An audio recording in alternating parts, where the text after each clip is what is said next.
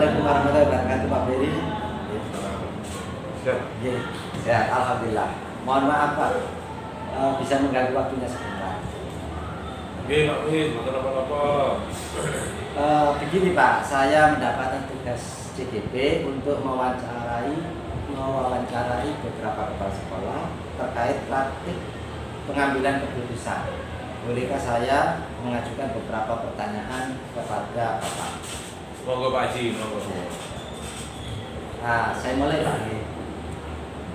Selama Bapak Heri menjadi kepala sekolah di UPT SMP Negeri 1 Gresik ini, adakah satu masalah yang Bapak hadapi sebagai pemimpin, di mana masalah itu menimbulkan dilema dalam penyelesaiannya? Jika ada, bagaimana cara penyelesaian masalah tersebut? Permasalahan itu masih ada, apalagi di sebuah lembaga yang sebesar UPT SMP Negeri 1 Gresik ini, dengan jumlah ya pendidik dan tenaga pendidikan kurang lebih 70 orang yang memiliki watak, karakter, tingkah laku yang berbeda-beda di otak dan pemikirannya, maka berbagai sudut pemikiran dan pandang tiap orang berbeda-beda juga dalam suatu kegiatan di sekolah tersebut. Nah, contoh ya Pak, saya diberi amanah di SMP Negeri 1 Gresik ini, ya di usia muda diberi amanah di sini, maka saya juga harus menempatkan diri, ya, bagaimana saya bisa menghormati yang tua, ya kan, dan begitu juga sebaliknya, yang tua menyayangi dengan yang muda. Nah, hubungan ini yang berusaha saya jalin sebaik mungkin, ya, sesuai dengan yang disampaikan oleh Rasulullah Nabi Muhammad SAW. Kalau kita tidak menghormati orang lain, bagaimana orang lain bisa menghormati kita? Begitu juga dengan sebaliknya. Gitu Pak. Jadi ada beberapa hal yang butuh ya keputusan yang sangat bijak, sangat tepat untuk kemaslahatan bersama. Gitu Pak. Tadi terkait dengan banyaknya watak dan pandangan dari beberapa masyarakat yang ada di sini, warga sekolah, terutama ada yang muda, yang tua. Saling bagaimana untuk menjaga itu ya. Lantas keputusan apa Pak misalnya yang Bapak ambil saat itu untuk kemaslahatan tersebut? Jadi begini Pak Mis, ketika saya SMP 1 ini SMP yang besar, SMP favorit, SMP idola masyarakat. Di sini banyak guru-guru senior juga, ya, sebagai SMP tertua di Kabupaten Gresik. Tentunya, apalagi ketika saya masuk di sini itu di SMP 1 Gresik 2 tahun itu dijabat oleh seorang PLT terus. Nah, PLT kepala sekolah. Tentunya ketika saya dilatih dan diberi amanah definitif di SMP 1 Gresik, ada beberapa guru yang memberikan masukan kepada saya. Nah, yang memberikan masukan pada saya ini adalah guru-guru senior. Notabene guru senior, dikatakan guru senior kenapa? Karena guru yang sudah mengajar lama di SMP 1 Gresik. Saya salah satu contoh adalah seperti ini, Pak. Di SMP 1 Gresik itu mempunyai kebiasaannya, itu setiap Pakasek atau staf ya, itu diberi waktu menjabat itu 2 kali periode. Artinya 2 kali 2 tahun, maksimal 4 tahun. Tapi yang saat ini menjabat itu sudah lebih Pak dari hal itu. Kan gitu Pak. Ya. Nah, ini ya, ini adalah adat di SMP 1 Gresik yang katanya sudah lama berjalan seperti itu. Hal ini baik Pak. Karena apa? Saya nyatakan baik. Karena apa? Untuk memberikan ruang, untuk memberikan waktu, untuk memberikan ya kesempatan untuk regenerasi yang lain untuk muncul ke permukaan, gitulah. Baik itu. Nah, yang menjadi dilema saya adalah mestinya yang membantu seorang kepala sekolah adalah orang-orang kepercayaan kepala sekolah. Bukannya tidak percaya pada semua orang, bukan. Orang-orang yang bisa diajak kerjasama, bukan yang lain, bukan tidak bisa diajak kerjasama, bisa. Orang-orang yang enjoy, ya kepala sekolah itu bekerja dan bersama dengan orang pilihannya itu yang dijadikan Makasek. Tapi di SMP 1 ini tidak dilaksanakan pilihan seorang Makasek itu berat bagi saya. Kenapa? Di sekolah manapun, di SMP negeri khususnya di Kabupaten Gresik, tidak ada yang namanya Wakasek itu orang yang membantu seorang kepala sekolah itu pilihan. Semuanya adalah hak prerogatif kepala sekolah, yaitu kepala sekolah yang menentukan pilihan dengan siapa dia bekerja sama untuk melaksanakan tugas dan kewajibannya sebagai seorang kepala sekolah. Uniknya di SMP 1 pilihan itu Pak Manusia ini sama-sama benarnya. Di satu sisi saya juga masih 6 bulan, saya juga masih butuh waktu untuk adaptasi. Namun saya diberi waktu namun saya diminta untuk segera mengganti wakasek saya. Di sisi yang kedua, ya Pak Muiz ya, benar untuk regenerasi betul ya, tapi kan saya masih butuh waktu ya. Sudah enjoy tapi diminta mengganti. Yang kedua, mestinya kalau mengganti itu orang pilihan saya, tapi enggak. Ini hak namanya karena prerogatif siswa, tapi ini enggak disuruh pilihan. Hal seperti ini kan dilema, benar sama benar ya Pak.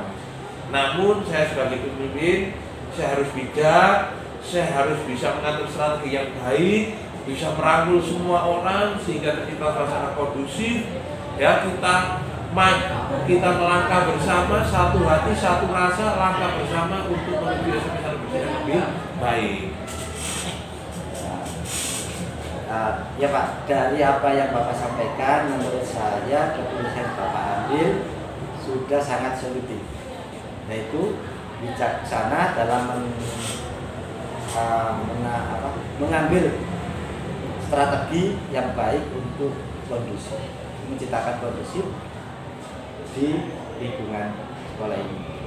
Jadi dari modul yang saya pelajari saat ini Pak, yaitu dilema etika yang merupakan dilema benar lawan benar, dan juga bujukan moral yang merupakan salah lawan benar.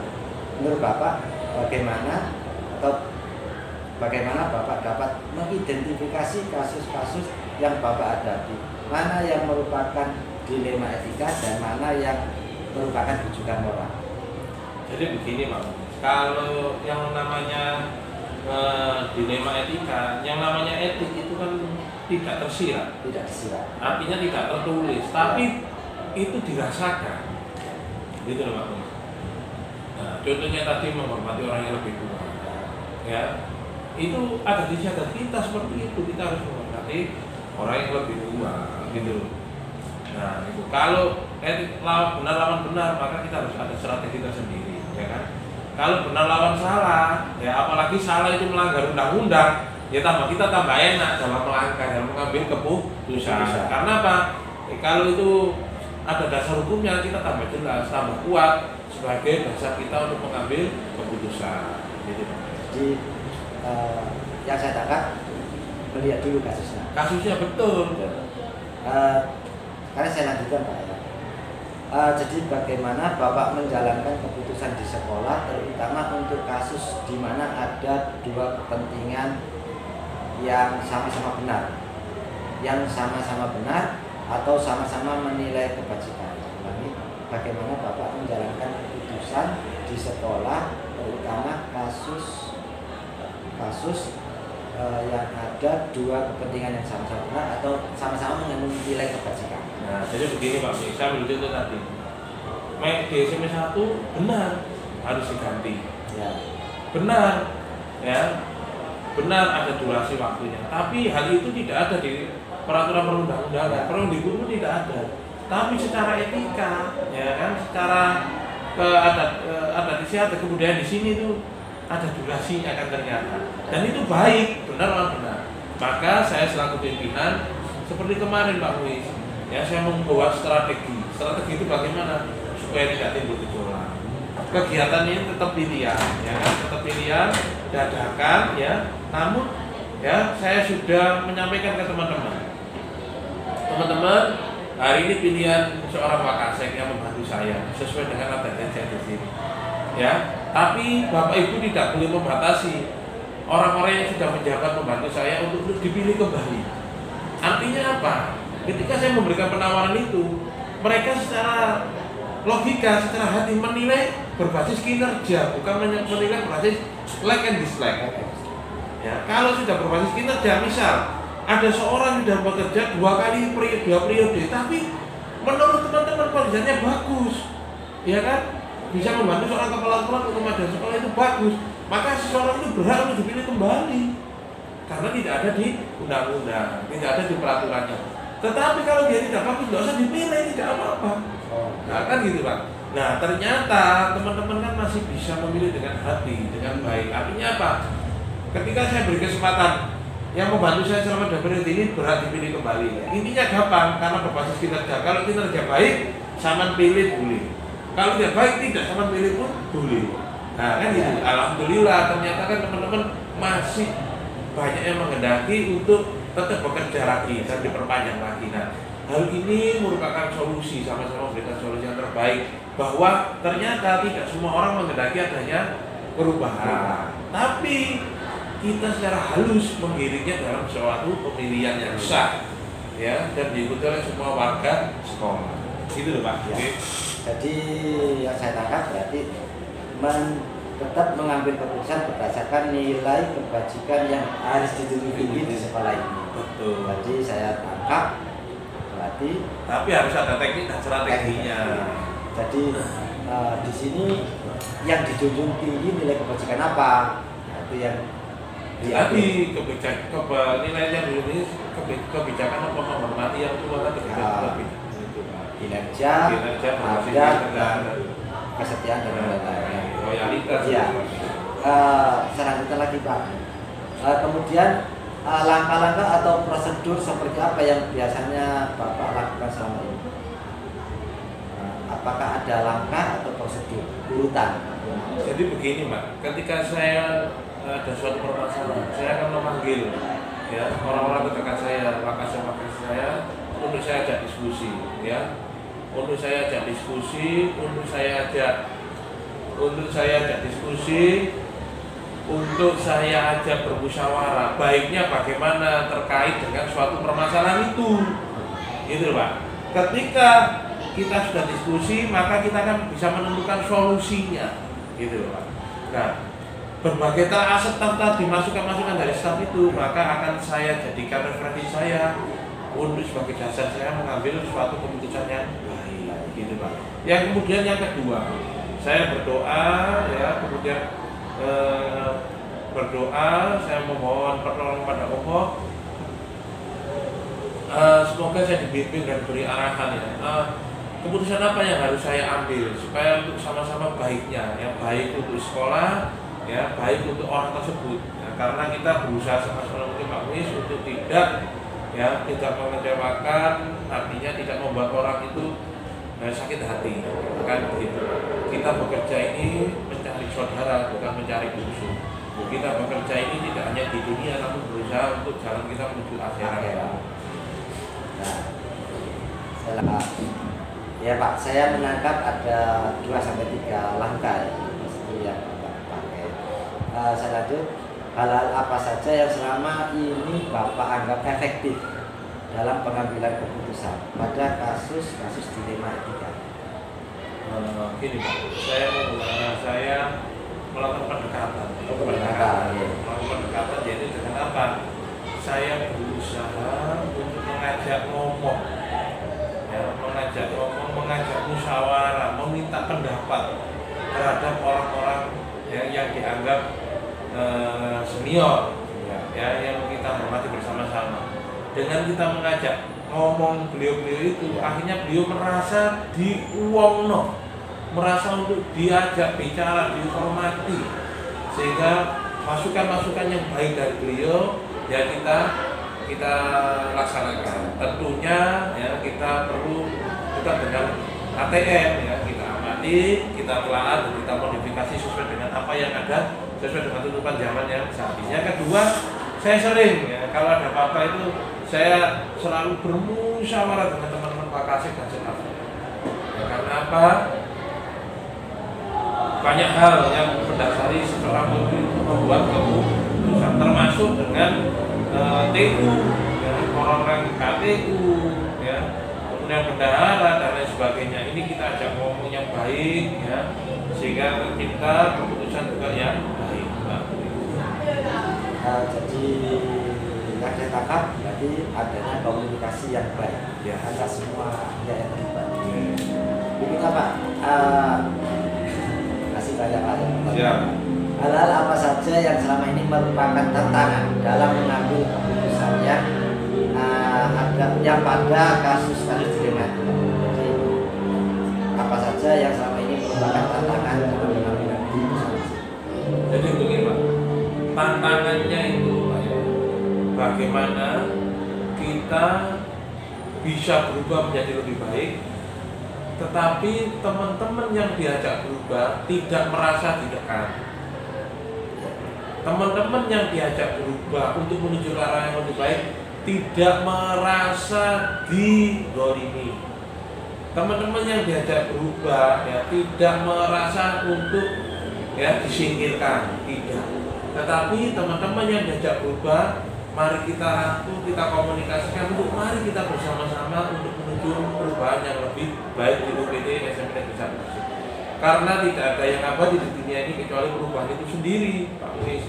Begitu juga dengan kemajuan sekolah, ya, apalagi dengan perubahan kurikulum dan lain sebagainya. Kalau kita tidak mau berubah, maka kita akan digilas oleh perubahan itu sendiri. Bagaimana mewujudkan yang disampaikan itu tantangannya. Iya. Semua lah. Berikutnya Pak, apakah Bapak memilih sebuah jadwal tertentu?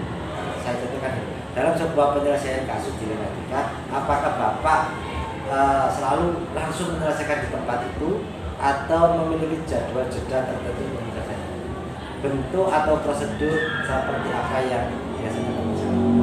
Jadi seperti yang saya sampaikan tadi Pak, ketika suatu permasalahan itu ya muncul di sekolah saya, hal yang pertama kali saya lakukan adalah SOP-nya adalah komunikasi dengan Pak Kasek saya. Setelah komunikasi, maka timbul yang namanya telah staff. Telah staff itu masukan dari para Pak Kasek tadi terhadap permasalahan yang terjadi. Yang ketiga, kita sama-sama bermusyawarah plus minus setiap hasil keputusan itu seperti apa. Nah, ini yang sulit Pak Unis. Ketika saya mau ngambil keputusan A, itu plusnya di sini, minusnya di sini. Keputusan yang B, plusnya di sini, minusnya di sini. Seorang leader, seorang pemimpin harus berani mengambil keputusan walaupun itu tidak keputusan yang tidak tidak menyenangkan, ya. Tapi kalau itu menuju perubahan yang lebih baik, kita harus eksekusi Pak. Ya, contoh lagi keputusan di SMP 1 itu jarang seorang guru senior mau mengajar di kelas 7. Ya. Tetapi setelah kita koordinasi dengan para staf, para wakasek, kemudian kita beri pengertian, sehingga mau di kurikulum merdeka yang di kelas 7 itu kita gandeng setiap mapel ada 2 orang, guru senior dan guru junior atau guru yang awal. Sehingga ketika naik ke kelas 8 ada guru-guru ini sudah menguasai, mengerti, memahami jalannya kurikulum merdeka ini. Sehingga tidak melenong lagi yang di kelas 8, yang kelas 7 sudah bisa tinggal. Gitu Pak, sudah ada orangnya lagi. Nah, ini contohnya Pak. Ya, alhamdulillah. Banyak sekali Pak yang saya tangkap sehingga saya bisa belajar di sana. Tentu berarti tidak ada jadwal ya tertentu ya, tergantung dari SOP. SOP-nya setelah itu memang Pak. Nah, ketika ada permasalahan yang harus saya konsultasikan kepada atasan saya dalam hal ini dinas pendidikan, maka saya harus menggunakan jadwal sesuai dengan apa yang disampaikan oleh dinas pendidikan, arahannya seperti apa dalam langkah, gitu loh Pak. Kalau memang itu bisa kita selesaikan secara intern, maka kita selesaikan secara intern, gitu Pak. Pertanyaan lanjutan Pak. Adakah seseorang atau faktor-faktor apa yang selama ini mempermudah atau membantu Bapak dalam mengambil keputusan dalam kasus dilematika? Tadi disebutkan atasan dinas pendidikan. Iya.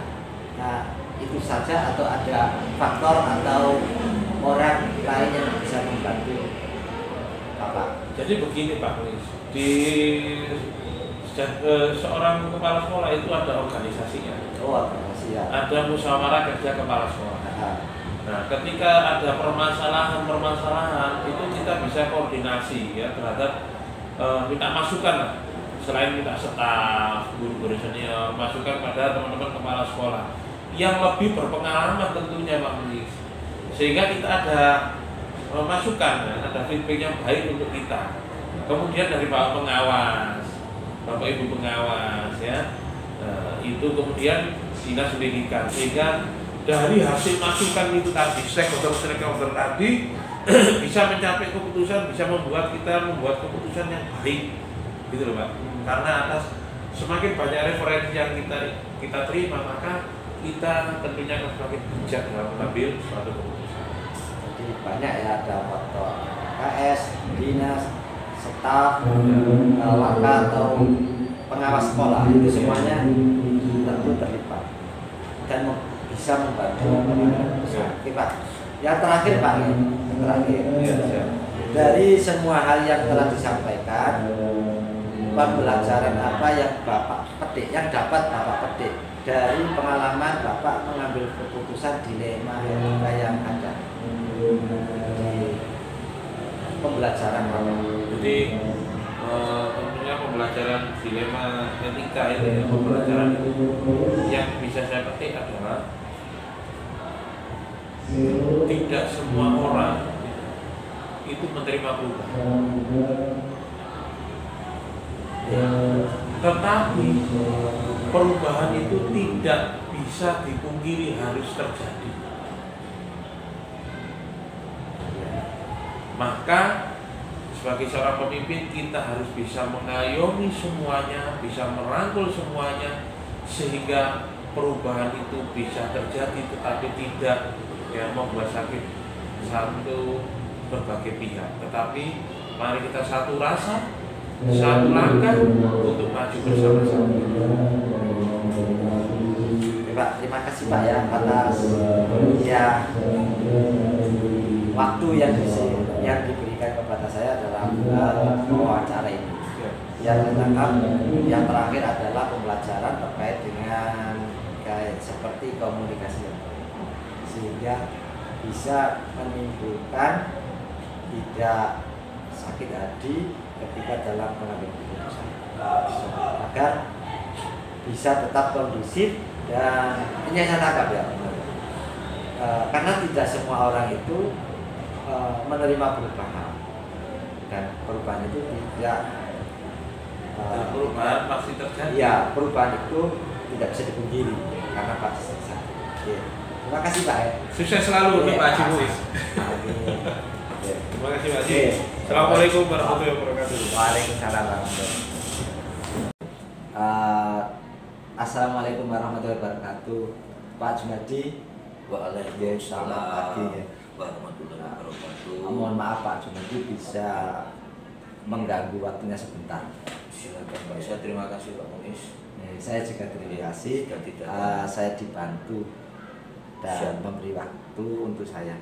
Begini Pak, saya baca saja dari buku panduan wawancara saya. Saya mendapat tugas JGP untuk mewawancarai beberapa kepala sekolah terkait praktik pengambilan keputusan. Bolehkah saya mengajukan beberapa pertanyaan kepada Bapak? Silakan Pak. Untuk kepentingan Pak Muiz, insya Allah kita siap membantu. Saya mulai Pak. Pertanyaan pertama, selama Bapak menjadi kepala sekolah di UPT SMP Negeri 20 Gresik ini, adakah satu masalah yang Bapak hadapi sebagai pemimpin, di mana masalah itu menimbulkan dilema dalam penyelesaian? Jika ada, bagaimana cara penyelesaian masalah tersebut? Terima kasih Pak Muiz. Pertama saya ucapkan ini luar biasa kegiatannya. Ini akan menjadi pengalaman banyak. Pertama, untuk dilema itu sepengetahuan saya di dalam mengambil keputusan. Seorang pimpinan itu jika dihadapkan dengan satu permasalahan, yang mana permasalahan ini mungkin sama-sama menguntungkan, tetapi ada salah satu yang dirugikan. Mungkin definisi dilema itu seperti itu. Tolong dikoreksi dulu apakah benar atau salah Pak Muiz, seperti itu. Oh iya, bisa masuk dalam situ Pak. Ya gitu ya Pak. Ya, bisa masuk. Artinya dilema itu benar sama-sama benar. Jadi kasus yang pernah saya alami kalau kita setuju definisi tadi itu ada di sekolah ini. Jadi saya ambil satu ya Pak. Misalkan kita melihat output sekolah kita itu minim untuk diterima di negeri. Nah, itu permasalahannya apa? Nilai. Nah, ketika saya memaksakan Bapak Ibu guru untuk menaikkan nilai, itu juga tidak benar. Ya. Nah, jadi apa yang saya sampaikan itu juga karena guru itu di dalam mengambil menaikkan suatu nilai itu juga ada aturan-aturannya. Nah, jadi seperti itu. Jadi bagaimana mengambil keputusannya? Kita ambil tahapan Pak. Tahapannya itu supaya tidak merugikan, maka saya akan menyampaikan mungkin ada kenaikan kriteria ketuntasan minimal belajar. Ya, jadi seperti itu Pak. Sehingga yang guru tadi yang tadinya merasa keberatan untuk menaikkan nilai itu bisa terangkat dengan sendirinya. Mengapa?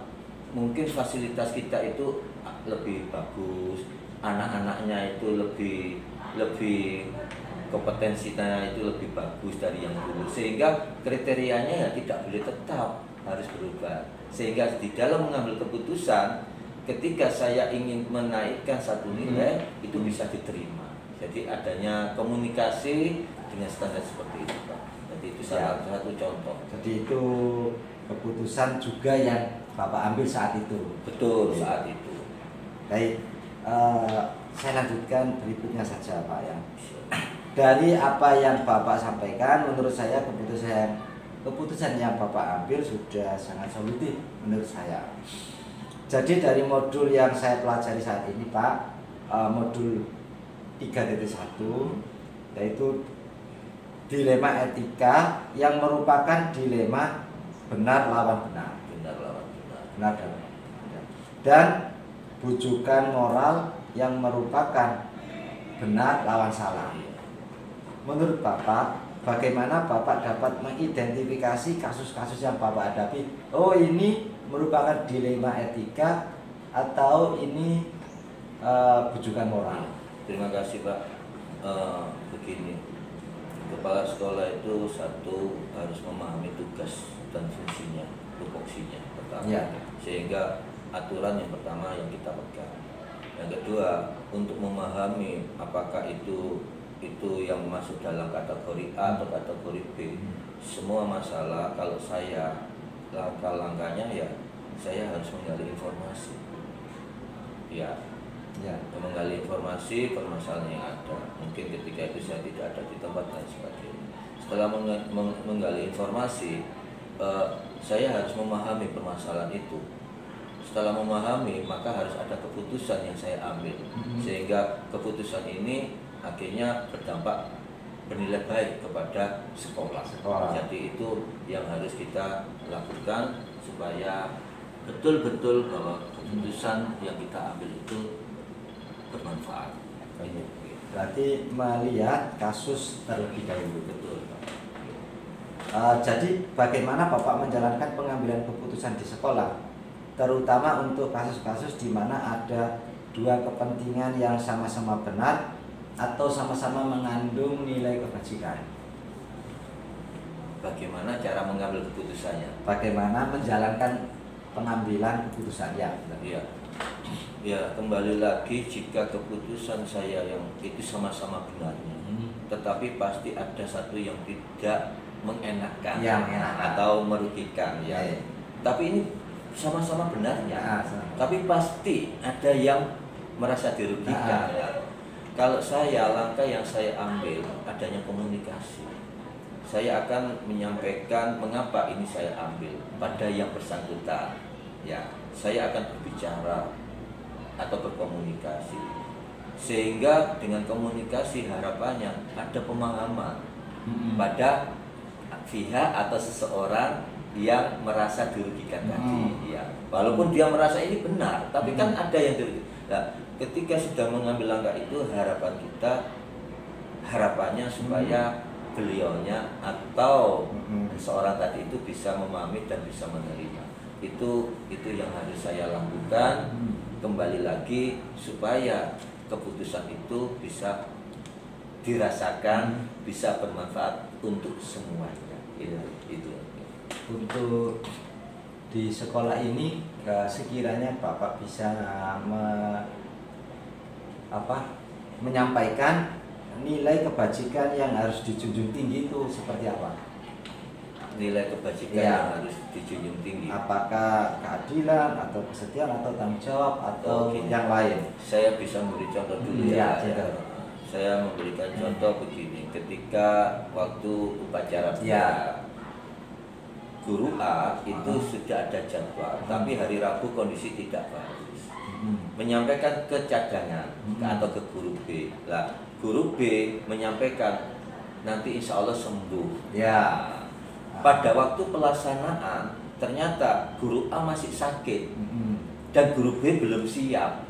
Nah, ketika itu saya melihat bagaimana supaya upacara ini bisa jalan. Saya meminta salah satu guru untuk menggantikan. Nah, setelah menggantikan, pada waktu berikutnya saya memanggil guru cadangan tadi. Nah, guru cadangan ini mengapa saya panggil? Saya khawatirnya guru cadangan ini dilihat oleh seluruh warga sekolah kelihatannya tidak ada empati untuk menggantikan. Nah, supaya saya bisa mencari sebab mengapa kok tidak mau, maka saya ajak berbicara, saya ajak komunikasi.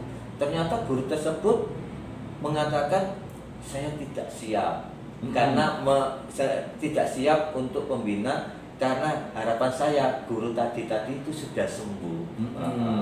Jadi ini keputusan atau apa yang nilai-nilai apa yang saya ambil itu adalah pertama adanya suatu nilai tanggung jawab. Saya selaku pimpinan menggantikan pembina upacara, saya selaku pimpinan mengklarifikasi dan supaya tidak menjadi merugikan pada guru cadangan tadi itu bisa kita lakukan seperti itu. Jadi ini contoh yang real apa yang nilai yang saya angkat di sekolah ini, Pak. Jadi tanggung jawab ya, Pak. Tanggung jawab yang dijunjung tinggi. Betul, di Pak. PT SMP Negeri 20 ya. Kemudian Pak, langkah-langkah atau prosedur apa yang biasanya Bapak lakukan selama ini? Ada langkah-langkah atau SOP? Oh ya, terima kasih seperti tadi Pak Muiz. Jadi langkah-langkahnya saya itu tetap melihat aturan.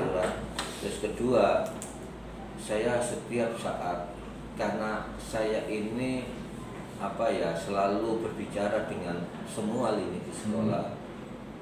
Maka langkah berikutnya itu saya tetap tidak boleh arogansi. Saya tetap menggali informasi. Jadi itu.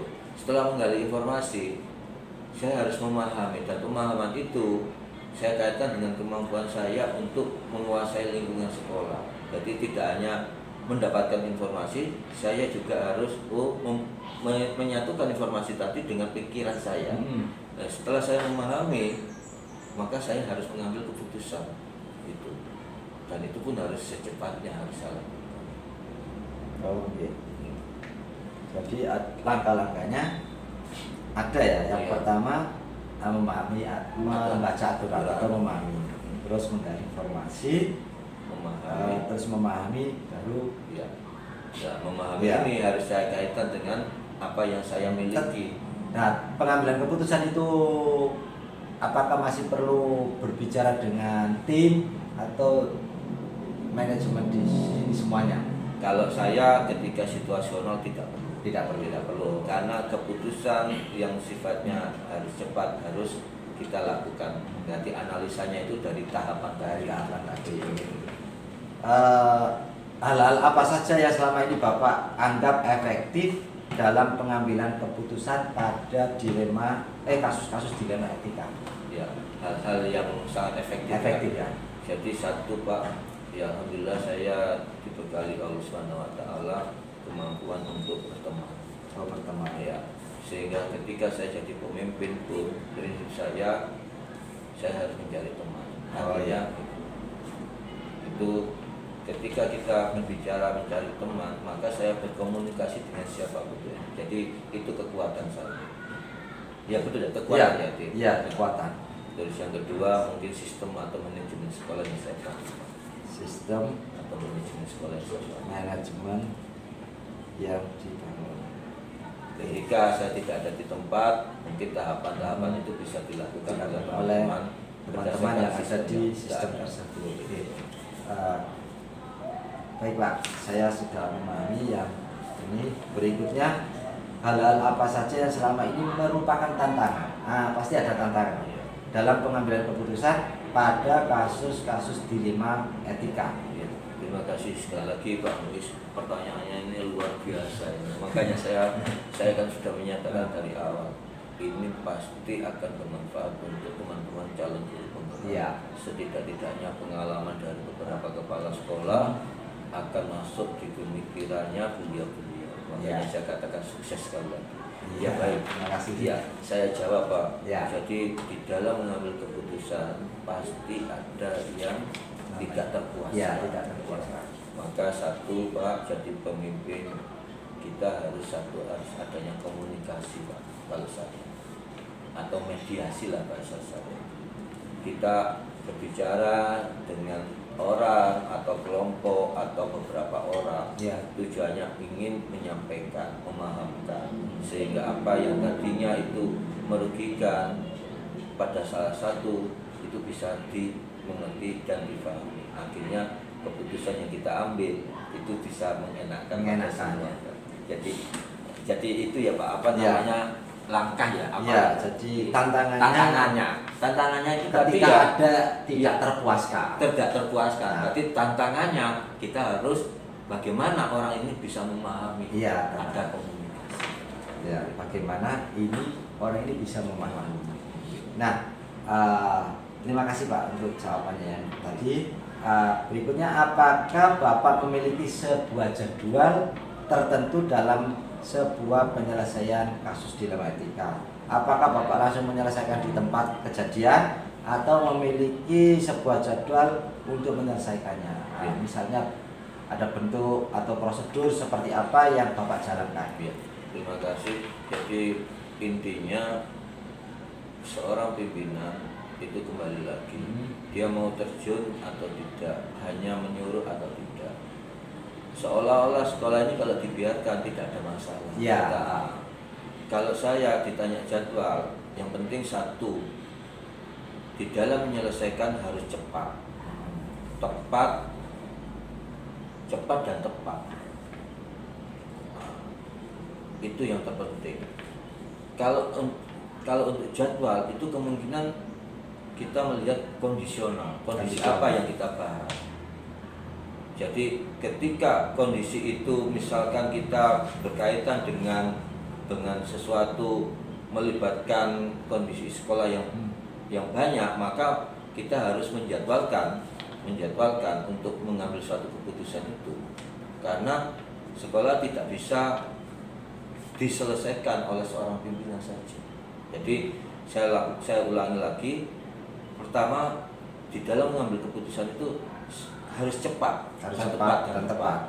Terus kedua, kalau itu sifatnya kondisional, pembahasan yang perlu dibahas, maka harus ada penjadwalan.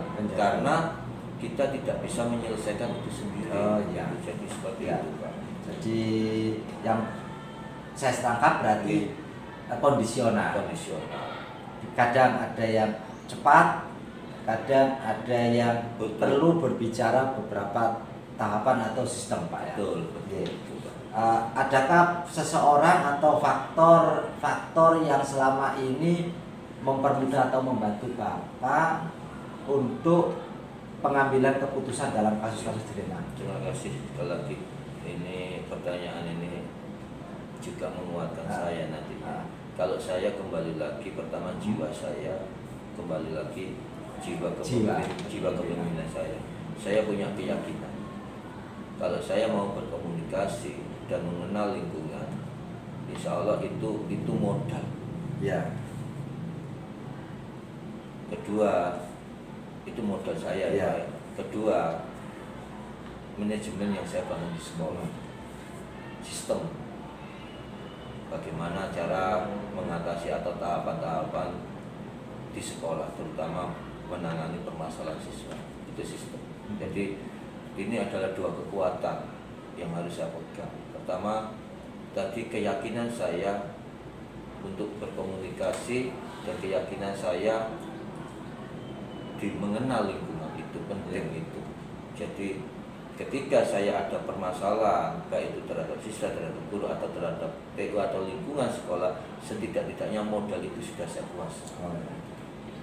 Ya, Pak, untuk yang saya tangkap berarti dari internal ada jiwa atau keyakinan yang ada pada diri Bapak, Pak Jumadi, terus kemudian sebagai adakah seseorang, berarti seseorang yang ada dalam sistem itu yang sudah dibangun oleh Bapak. Iya. Nah, pertanyaan terakhir Pak, dari semua hal yang telah disampaikan, pembelajaran apa yang dapat Bapak petik dari pengalaman Bapak mengambil keputusan di Dilema Etika ini, mungkin menjadi pembelajaran untuk saya juga. Iya, terima kasih. Iya, betul. Jadi saya berbicara yang mulai awal dengan Pak Muiz, saya selalu berbicara aturan itu yang dipegang oleh kita. Terus kedua, keyakinan itu sesuatu yang ada di dalam diri kita. Bagaimana menumbuhkan keyakinan? Ya tadi itu harus mengenal lingkungan dan sebagainya. Yang ketiga, adanya komunikasi, Pak. Komunikasi.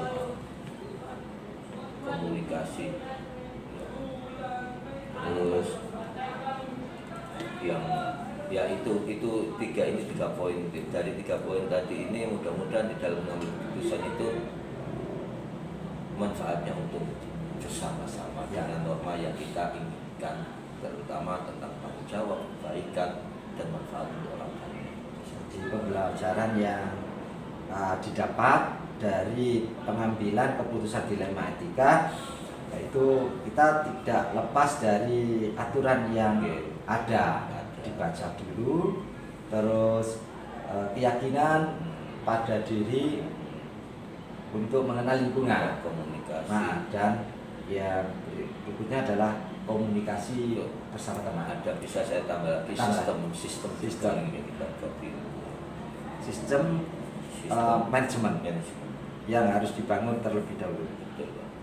Yang kondusif ya. Dibangun. Oke. Terima kasih Pak. Sama-sama. Semua